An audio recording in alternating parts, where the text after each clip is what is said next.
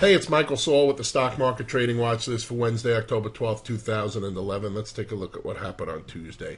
Now range candle. Here's the S&P 500 cash index. I do the SPY video up on the blog. You can go there and see it. And if you want to get on the daily email list, go to this site. I send out one email per day, and there's also an autoresponder series. So for the first couple of days, maybe first couple of weeks actually, you're on the list. You may get 2 emails a day, and occasionally I'll send out another email, but for the most part, it's 1 email a day. All right, so not a lot of overwhelming stuff going into your email box, and you miss it or you don't even bother opening it. And you can always unsubscribe. There's always an unsubscribe link in the email, even though why would you want to unsubscribe with all the great information that I have to share with you? All right, so it's a narrow range candle, and a lot of people look at days like Tuesday and go, oh, you can't trade this. But actually, after expansion days like this, these kind of days are very predictable and can be profitable. All right. A lot of people, expect after this day, oh, we're just going to rip it higher. Well, that's not how the market works. All right. So a lot of people find trend days harder to trade and the consolidation days to be easier because they're a little bit more forgiving. Of course, that's until you trade an early consolidation day that winds up turning into a trending kind of day. Did I just say wounds up, by the way? Anyway, so Tuesday was a pretty decent day, and as far as predictability, not big range expansion though. But if you have any questions on this, you can email me. My email can be found on either one of these sites, okay? So now we're up against it. This is what's known as an inflection point. If we get above this, we have the 89 EMA, but more than likely we're going to test that high. All right, I have a rule that once we break a certain retracement level that we're going to more than likely at least get 100%, if not 127% retracement. So the 89 may hold, but I think it's just going to be a little stutter step before we get to that high, if we break it. All right, if we turn down from here, then what I'm going to be watching for is a retracement down, okay, that holds. And from there, I'm going to be, watching for a follow-through day. I'm going to see if we get a follow-through day, and then I'm going to turn bullish, all right? So if we don't get the follow-through day and we just sell off hard and the volume's, on the downside and the leadership's on the downside, then that's it. I just move aside and see if these lows get tested or broken. Then I wait for the next reversal, okay? I mean, it sounds easy, but it's absolutely brutal to just sit here and just wait. I mean, especially if you're a swing trader here.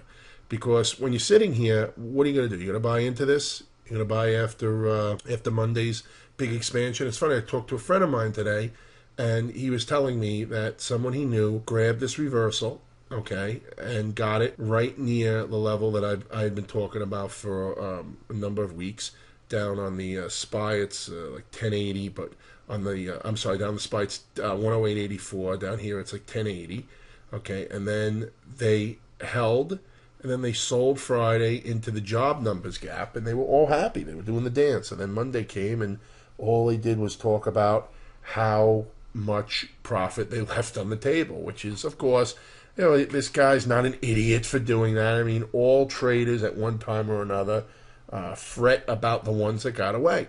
Okay, it's normal. But, it makes it brutal here to wait and say, what's going to happen here? Are we just going to zoom from here?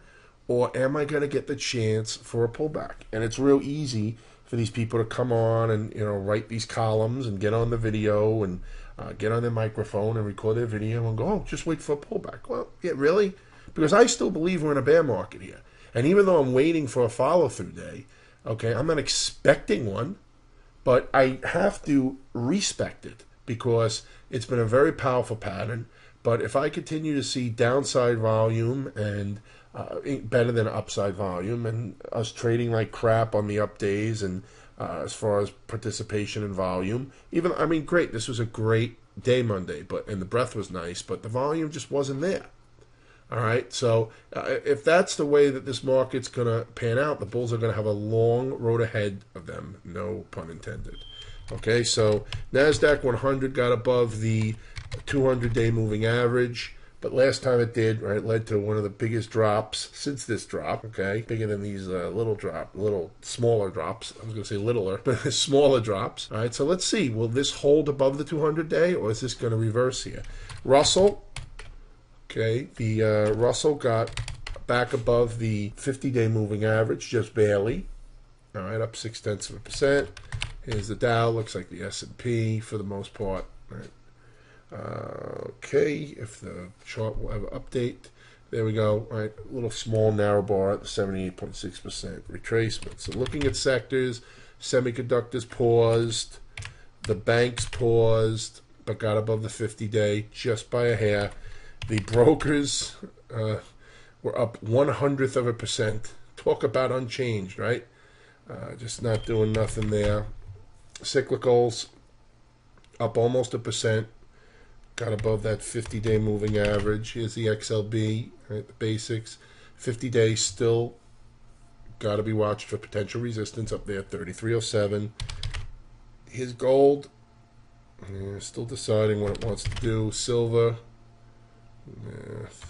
not much here yet. You know, these markets can definitely surprise you and come out of nowhere. Oil, OIL, had a little bit of a push, but wound up giving most of it back. Closing down on the session, not by much. Okay, but still down after being up. Here's the OIH, trying to make a move for that 50-day moving average. Apple, up above 400. Okay, 407.86, call it 408, next resistance. Amazon above its 78.6% retracement. Suggests we go back to the highs on this one. Googleicious. Watch the 200-day moving average. This got above the 50-day moving average for the first time since that August breakdown that we highlighted. Okay, back here. Baidu. Okay, 200-day moving average, potential resistance. Sina, still forming that bear flag, but watch the 20 EMA. NLC, continued on the breakout from yesterday. Nice. Celgene, okay, trying, but wound up forming a little tweezer top here. And what a tweezer top is matching highs or close to matching highs that are wicks. And this is a small double top, right, on a smaller time frame. Okay, so let's look at like the 60-minute chart, and you'll see that Celgene here is small double top up here, right? Came up and double topped up. So now we see, can it break it? That would be nice. That'd be pattern failure. Or does it reject from here? A couple of stocks put on the list yesterday. DG broke. Okay, nice. Only up 56 cents, but still broke out of that consolidation we were talking about yesterday. And the other one was right now, right on now. Yeah, right now. Technologies formed an inside day. All right, so keeping it short and simple here. Still 8 minutes long and counting by the time I get done with my next little speech here. But we're at an inflection point. We have the narrow range candle right at a key level. Let's see if we power on through or if we get a pullback. And I'll be watching that pullback because if, like I said, if it comes with ugly volume, ugly breadth, then I'll be looking for retest of the lows. But if it doesn't come back that bad, okay, and if it's a lighter volume pullback and there's not a lot of participation in it as far as the broad market, maybe breadth diverges, then I'll be watching that for a follow-through day or at least another bounce here. All right, still think we're in a bear market, but just trying to cover all angles here. Volume also very light on Tuesday, by the way, about as light as Monday. So just not a lot of participation. All right, I'll talk to everybody again on Thursday. Have a great trading day on Wednesday.